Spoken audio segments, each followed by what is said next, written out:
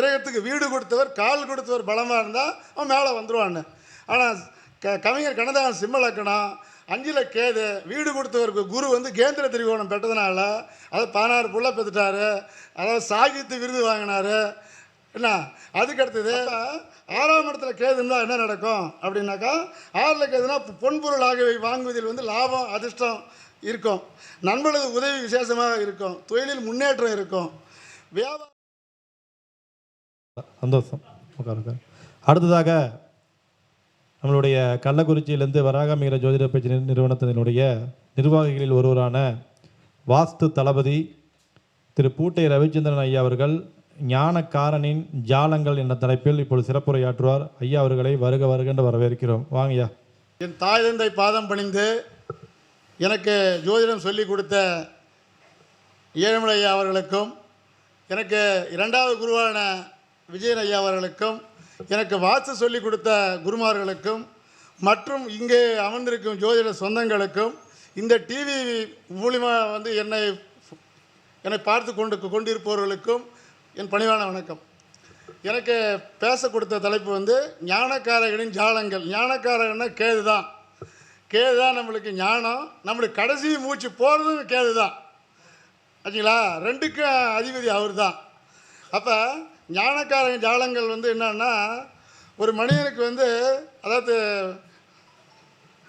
இது இது தேவருக்கு இது கதையிலே வந்து திருப்பாக்கடையில் கிடையும் போது அந்த விஷத்தை வந்து இந்த வாசிக்கின்ற பாம்பை தேவர் ஒருவரும் அசுர ஒருவரும் கடைஞ்சி அதை விஷத்தில் வந்து அந்த விஷம் வந்து அந்த பாம்பு வேலை வந்து அந்த விஷம் கக்கி அதை போய் வந்து சிவன் வந்து குடித்ததுனால அப்புறம் பார்வதி போய் தொண்டையை பிடிச்சிட்டாங்க விஷம் போகக்கூடாதுன்னு. அந்த நேரத்தில் தான் வந்து இந்த அமிர்தம் கிடைஞ்சதை வந்து தேவர்கள் வடிவில் வந்து சூரிய சந்திரர்கள் வந்து இவங்க இந்த சுவர்ணபவன் என்ற அரக்கை வந்து ராஜ வேஷம் போட்டு வந்து தேவர் சபையில் உட்காந்து இதை சாப்பிட்டா நாமளும் சாவரம் பெற்றுடலாம் அப்படின்னு சொல்லி உட்காந்தனால சந்திர சூரியர்கள் காட்டி கொடுத்துட்டாங்க. அதனால தான் வருஷத்துக்கு ஒரு தாடி கிரகணம் வர்றது அதால் தான். ஆச்சுங்களா? அப்போ இந்த சொர்ணபவன அரசன் தான் இந்த ராகு கேது. இந்த ராகு பாம்பின் வந்து உடல், அதாவது இது மனிதத்தில் கேது வந்து மனித உடம்பு. கேது வந்து மகாவிஷ்ணுவால் பாம்பு தலை உருவானுச்சு. மோட்சத்துக்கு தூண்டுதல் செய்வர் யாருனாக்கா இந்த கேது தான். கெடுப்பதில் மன்னன் என்ற பெயர் வாங்குவரும் கேது தான். ஒரு கணவன் மனைவிக்கு வந்து வெட்டி வருது யாருன்னா கேது தான். ராகு வந்து போகத்தை கொடுக்கக்கூடிய ஆள், சுக்கிரன் ஆசை கொடுக்கக்கூடிய ஆள். இந்த 2த்தையும் வந்து வெட்டி வருது யாருன்னா கேது தான். அப்போ மாதிரி வழி பாட்டக்காரன் யாருனாக்கா இந்த கேது. பாவத்தொழில் செய்பவரையும் குஷ்டம் போன்ற நோய்களை தடுக்க வகுப்பவர்களையும் இந்த கேது தான் போய் அதை வெட்டி விடுறது. ஆச்சுங்களா? மன வலிமை குட்டி போகிறாங்க இல்லையா, அவங்களுக்கும் இந்த கேது தான். தற்கொலை எண்ணம் தூண்டுபவரும் சில பேர் ரொம்ப கவுரி எடுத்துக்கிட்டே இருப்பான், என்னைக்கு தான் கவுத்தில் மாட்டுருவோம். அப்போ இந்த ஜாதகம் வந்து முந்தாந்தி ஆண்டு ஒரு ஜாதகம் வந்துச்சு. நான் என்ன சொன்னேன், அதாவது தனுசு லக்கணத்துக்கு 2ஆம் இடத்துல ராகு நின்ற சாதம் சூரிய சாதம். சூரியன் போய் துலாத்தில் நீட்டான். உங்கள் வீட்டுக்காரர் தூக்கு மாடி செத்துட்டானா என்ன? அவங்க தூக்கு மாடி தான் செத்துட்டான்னாங்க. அப்போ இதுக்கு யாருன்னா கேது தான் மெயின் காரணம் தான். அப்போ இந்த மன வலிமை குன்றியவருக்கு அதுதான். குடும்பத்தை பிரிப்பவரும் இவரே. அப்போ ஜென்மத்தில் ஒரு மனிதனுக்கு கேது இருந்துச்சுன்னா என்ன செய்வான் அப்படின்னாக்கா, வார்த்தைகளால் இனிமை இருக்காது, ஏன்னா ஆன்மீகத்திலே போவோம். அப்போ எண்ணத்தில் வந்து தெய்வ பக்தி இருக்கும். சுபகாரிய பேச்சு பேசும்போது எதிர்மறையான பேச்சு பேசுவாங்க. ஏன்னா அந்த கேது வந்து 2ஆக இருக்கும். பெண்ணாக இருந்தால் ஆணை போலவும், ஆணாக இருந்தால் பொண்ணை போலவும் அந்த தோற்றம் இருக்கும். அப்போ நோய்கள் ஏதாவது ஒரு வழியில் வந்து கொண்டே இருக்கும். அப்போ 2ஆம் இடத்துல கேது இருந்தால் குடும்பத்தில் ஏற்பட்ட சண்டை சிலமையும் கோர்ட்டு வரைக்கும் போகும். ஆச்சுங்களா? பெற்றோர் உடல் நலம் பாதிக்கும். வாகனத்தில் செல்லும்போது எச்சரிக்கையுடன் செல்வது நல்லது. குலதெய்வ வழிபாடு, அதாவது போன ஜென்மத்தில் மறந்த குலதெய்வ வழிபாடெலாம் இந்த ஜென்மத்தில் நிறைவேற்றிக்கலாம். அப்போ இந்த கேது வந்து நல்லது செய்யும். சிலர் வந்து தனி கொடுத்தனம் போகிறதுக்கு வழிவகுக்கக்கூடிய ஒரு யார் தான் கேது தான். தெய்வ பக்தி நாளுக்கு நாள் வந்து மேலோங்கும். ஆனால் கடன் தொல்லை வந்துடும். 2ல் கேது இருந்தால் கடன் தொல்லை தானாக வந்துடும். அப்போ 3ஆம் இடத்துல கேது இருந்தால் தைரியமாக இருப்பார். வாக்கில் வந்து கெட்டிக்காரர் இருப்பார். எனக்கு வந்து 2ல் கேது, 2ஆம் அதிபதி சுக்கிரன் வந்து சந்திரசாரம், சந்திரன் லக்னத்தில். அப்போ வாக்குஸ்தானத்தில் வந்து புதன் வந்து கேது சாரம் வாங்கிட்டார், கன்னி லக்னம் எனக்கு. அப்போ 2ஆம் இடத்துல கேது இருக்கிறதுனால நான் பில்டிங் கான்ட்ராக்டர் வேலை செஞ்சுட்டு இருந்தேன். பாதி நாளில் வந்து இந்த லைனில் வந்துட்டேன். இப்போ வந்து ஜோதிடம் சொல்கிறது, கட்டின வீட்டை இடிக்கிறது, வீட்டை அளந்து விடுறது, நீர்மட்டம் பார்க்கறது, எல்லா வேலையும் செஞ்சுட்டு தான் இருக்கிறேன். இது வரைக்கும் 9000 பாண்டு எழுதியிருக்கிறேன். இது வரைக்கும் என் பாண்டு கோர்ட்டுக்கு போனதில்லை. இது வரைக்கும் எனக்கு நான் 10வது ஃபெயிலு. நான் படித்தது 10வது ஃபெயிலு. இன்ஜினியர் அளவே நான் மாற்றி அமைக்கக்கூடிய ஆள் நான். ஆச்சுங்களா? அடுத்தது வந்து 4ஆம் இடத்துல கேது இருந்தால் இயற்கையாக முரட்டு சோகம் கொண்டவர்களாக இருப்பார்கள். கெட்ட நண்பர்கள் உண்டு. பாவத்தொழில் செய்து அதை பரம்பரை சொத்தை வந்து இது பறி போயிடும். அப்போ பெற்றோர்கள் மன வருத்தத்துக்கு ஆளாவார். காதல் திருமணம் 4ஆம் இடத்துல கேதா, காதல் திருமணம் கைகூடாது. வீட்டில் சண்டை சச்சரவு நடக்கும். 4இல் கேது இருந்தால் 4ஆம் ஆதி கேது கால் வாங்கினால் அகலம் கம்மியாகவும் நீளம் அதிகமாகவும் அந்த வீடு இருக்கும். அதை பாம்பு மனைன்னு சொல்லுவாங்க. ஆச்சுங்களா? அப்போ கடன் தொல்லை, உத்தியோகத்தில் கீழ்ப்படைந்தவரால் சில தொல்லையும் உண்டு. வாகனத்தில் செல்லும்போது கவனமாக செல்லவும். தாயின் உடல்நலம் குன்றும். 4ஆம் ஆதி கேது கால் வாங்கினால் வீடு தடை ஏற்படும். அப்போ 5ல் கேது, நாகதேவதையின் பூரண அனுக்கிரகம் கிடைக்கும். தெய்வ பலம் இருக்கும். எதிரி பலம் இழந்து விடுவார்கள். நோய் தொல்லை உண்டு. ஆண் குழந்தை பிறப்பது தாமதமாகும். பெற்றோர்கள் வசதியுடன் வாழ்வார்கள். குழந்தை படிப்பு நல்ல முறையில் அமையும். குழந்தைகளுக்கு அதாவது நிறைய பொறுப்புகள் செய்ய வேண்டிய வரும். செல்லும் இடமெல்லாம் நம் குலதெய்வம் கூட வரும். 5ல் கேது இருந்தால் காதல் கைகூடும். குரு பார்வை ஏற்பட்டால் அப்பா அம்மா ஆசீர்வாதத்துடன் காதல் திருமணம் நடக்கும். பட்டம் பதவி, முன்னோர் ஆசீர்வாதம் உண்டு.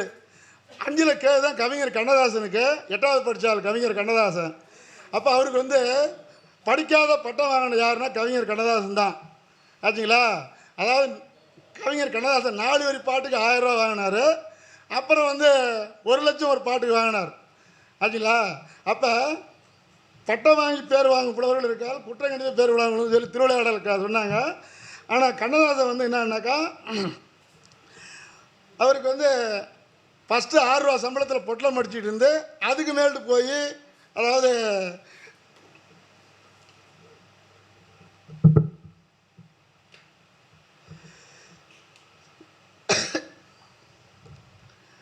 சம்பளத்துக்கு போய் பொட்டலம் அடித்தார். மனதில் உள்ளதை வந்து வெளிப்படையாக பேசுவார் எப்பவுமே. பிறகு 100 ரூபா சம்பளத்துக்கு போனார்.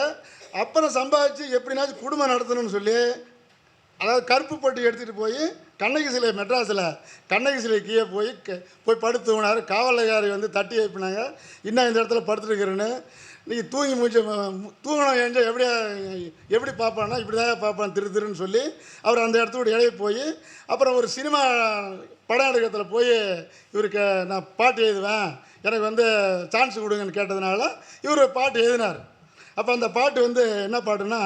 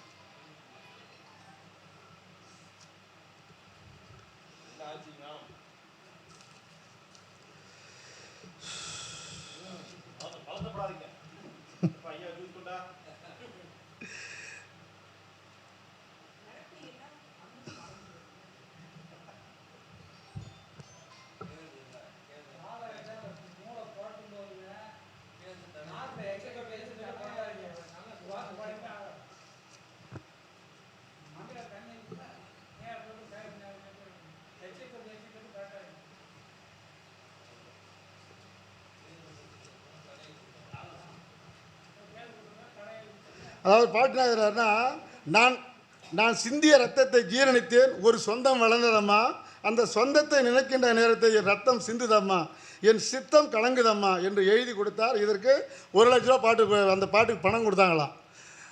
அப்புறம் எனவே கண்ணதாசன் அவர்கள் சிம்மலக்கணம் 5ல் கேது அவருக்கு. சில பேர் 5ல் கேது தான் குழந்தை இருக்காது, புள்ள பார்க்க மாட்டான் அப்படிலாம் சொல்லுவாங்க. ஆனால் கண்ணதாசனுக்கு 16 புள்ள, 3 பொண்டாட்டி. ஆச்சுங்களா? அப்போ எங்கள் விஜயா சொல்லுவாங்க அடிக்கடி, அதாவது என்ன சொல்லுவார்னா, ஒரு கிரகத்துக்கு வீடு கொடுத்தவர் கால் கொடுத்தவர் பலமாக இருந்தால் அவன் மேலே வந்துடுவான்னு. ஆனால் கவிஞர் கண்ணதாசன் சிம்ம லக்கணம், 5ல் கேது, வீடு கொடுத்தவருக்கு குரு வந்து கேந்திர திரிகோணம் பெற்றதுனால அதை 16 புள்ள பெற்றுட்டாரு. அதாவது சாகித்ய விருது வாங்கினார். என்ன அதுக்கு அடுத்தது அதாவது அதாவது பட்டம் பேர் வந்து சில பேர் பிஹெச்டி பட்டம் வாங்கி பேர் வாங்கினாங்க. இவர் வந்து 10வது படிச்சுட்டு உலக உயிர் இருக்கிற வரைக்கும் அவர் வந்து இவருடைய பேர் வந்து நிலைச்சி நின்றுட்டு இருக்கோம். இப்போ எழுதுகிற வாலி இவர் வைரமுத்தை விட இவர் பாட்டு வந்து கேட்டால் திருந்தாத மனிதன் திருந்துவோம். ஏன்னா கண்ணதாசன் பாட்டுன்னா ஒரு மனிதனுக்கு வாழ்க்கையை வந்து அதாவது படம் போட்டு காட்டக்கூடியது கண்ணதாசன் பாட்டு தான். அதுங்களா? அப்போ 6ஆம் இடத்துல கேது இருந்தால் என்ன நடக்கும் அப்படின்னாக்கா, 6ல் கேதுனா பொன்பொருள் ஆகியவை வாங்குவதில் வந்து லாபம் அதிர்ஷ்டம் இருக்கும், நண்பர்களது உதவி விசேஷமாக இருக்கும், தொழிலில் முன்னேற்றம் இருக்கும், வியாபாரத்துக்கு பொற்காலம் அமையும், வெளிநாட்டு பயணம் அமையும். அதாவது பெண்களுக்கு வந்து புது வீடு அமையும், வேலையில் உள்ளவருக்கு வேலை செல்வாக்கெல்லாம் கூடுமா. அப்போ 7ல் கேது இருந்தால், அப்போ 7ல் கேது 7 சனியும் இருந்தால் இளம் வயதில் காதல் வயப்பட்டு மன நிம்மதி அற்று காணப்படுவார். திருமணத்துக்கு பிறகு நோய்வாய்ப்பட காரணம் உண்டு. பெண்களால் ஆதாயம் இருக்காது. எதிரிகளின் பலம் அதிகரிக்கும். சுபகாரியங்கள் அனைத்தும் தாமதமாகும். நோயின் கொடுமைகள் இரவில் வாட்டுமா 7ல் கேது இருந்தால். அப்போ கலைத்துறையில் இருப்பவர்களுக்கு வியக்கும் வண்ணம் வாழ்வில் முன்னேற்றம் உண்டு. 8ல் கேது இருந்தால் நாம் செய்யும் தொழிலில் வந்து தாமதம் ஆகும். அதனால் பிரச்சனைகளையும் சமாளிக்க வேண்டி வரும். நோய்களின் உபத்திரம் தாங்க முடியாது. மருத்துவ செலவுகள், மரண பயம் உண்டாகும். அதாவது காதல் கைகூடாது. காதலித்தவர் விட்டு விடுவார். வார்த்தையில் உண்மை இருக்காது. கால நேரம் இதுவரை ஒதுக்கி வைக்கும். அதாவது கடன் தொல்லை உண்டு. சனியுடன் கேது இருக்க கணவர் இறப்பார். அப்போ 9ஆம் இடத்துல கேது இருந்தால் தந்தை மகன் உறவில் கருத்து வேறுபாடு இருக்கும். உத்தியோகத்தில் அடிக்கடி மாற்றம் உண்டு. வெளியூர் சென்றால் செலவுகள் ஆகும். விரும்பியது நடக்க தாமதமாகும். குழந்தைகளால் பெரும் பிரச்சனைகள் சந்திக்க வேண்டி வரும். பிற்பகுதியில் அரசு உத்தியோகம் அதாவது தொழிலில் வந்து நல்ல முன்னேற்றம் இருக்கும். 10ல் கேது இருந்தால் அதாவது பதவிகள் வந்து வெகுகாலம் நிலத்தில் இருக்க முடியாது. அதிகாரிகளின் கெடுபிடி அதிகமாக இருக்கும். சொந்த தொழில் செய்பவர்கள் அரசாங்க உதவி பெற முடியாது. நண்பர்கள் மூலம் கூட்டு தொழில் இருக்காது. நீர் சம்பந்தப்பட்ட நோய்கள் வரும். 11ல் கேது இருந்தால் உத்தியோகத்தில் செல்வாக்கும் இடமாற்றமும் தனலாபமும் சொந்த வீடு மனை அமையும். பேர் புகழ் தனவான்கள் நட்பு எல்லாம் இருக்கும். தெய்வம் நம்முடன் கூட வரும். புனித யாத்திரை அடிக்கடி செல்ல நேரிடும். 11ல் கேது சனி இருந்தால் பருவமாதி கெட்டால் பிறப்பு முதல் இறப்பு வரை கடன் உண்டு. லவ் கெடும். அப்போ நினைத்த ஆணையோ பெண்ணையோ மனக்கசப்பு, அவர்களோடு நெடுநாள் உறவு வாழ முடியாது. கூட்டு தொழில் லாபம் கிடைக்காது. பரம்பரை சொத்தாக இருந்தால் விற்பனை ஆகும். கடன் தொல்லை உண்டு. பணம் இருக்காது. குழந்தைகளுக்கு பெருமை உண்டாகும். 12ல் கேது இருந்தால் இளமை வேதாந்தத்தில் நாட்டம் இருக்கும். இல்லற வாழ்க்கையில் ஏகப்பட்ட இடைஞ்சல் உண்டாகும். கடவுளை பற்றியும் தெய்வீக மனம் பரப்பும் பேச்சாளர்களின் அதை பின்னே செல்வதும் ஒரு பழக்கமாக கொண்டிருப்பார். வேலையில் நிம்மதி எதிர்பார்க்க முடியாது. சுற்றத்தார்கள் இருந்தும் சுகம் கிடைக்காது. குழந்தைகளால் பிரச்சனை தோன்றும். தெய்வ சம்பந்தமான மனக்காரியங்கள் முன்னிற்பார். குடும்பத்தில் பெண்களால் தொல்லை உண்டு. சிலர் விதவையை வந்து மனம் முடிப்பார். ஜாதி மாற்றத்தில் திருமணம் நடக்கும். இவர் திசையில் துன்பம் இன்பம் மாறி மாறி வரும். புதன் இவருடைய சாரம் பெற்றால் ஜோதிடம் வரும். குரு கேது கூடி பலம் பெற்று இருக்க லக்னாதிபதி பலம் பெற்றால் கோட்டீஸ்வர யோகம் உண்டு. இவருடைய பலம் பெற்றால் அரசியல் ஆன்மீகம் மடாதிபதி சித்தர் ஞானம் உருவாக்குவார். ராகு வந்து வாயு, கேது வந்து மலத்துவாரம். 12ல் கேது சனி இருக்க ஒரு மனிதன் செத்து 10 நாள் தெரிஞ்சு தான் அவனுடைய ஊருக்கே தெரியும். அப்போ 12ல் குரு ராகு இருந்து லக்னாதிபதி பார்த்தால் ஜீவசமாதி ஆவார். உலகம் அவரை கையெடுத்து கும்பிடும். 12ல் குருராக இருந்து லக்னாதிபதி கெட்டால் இவரை ஜீவசமாதிக்கு பக்கத்தில் போய் அதை புதைப்பாங்க. எனவே ஞானத்தில் விடிவெள்ளி கேது பகவானை என்றும் நம் மனதில் நிறுத்தி ஒன்று கூடி இருப்போம் என்று என் நன்றி உரையை முடித்துக் கொள்கிறேன். நன்றி நன்றி. வணக்கம் வாங்கய்யா. ஐயா அவர்களுக்கு ஏழுமலை ஐயா அவர்கள் சிறப்பு மரியாதை செய்வார்கள்.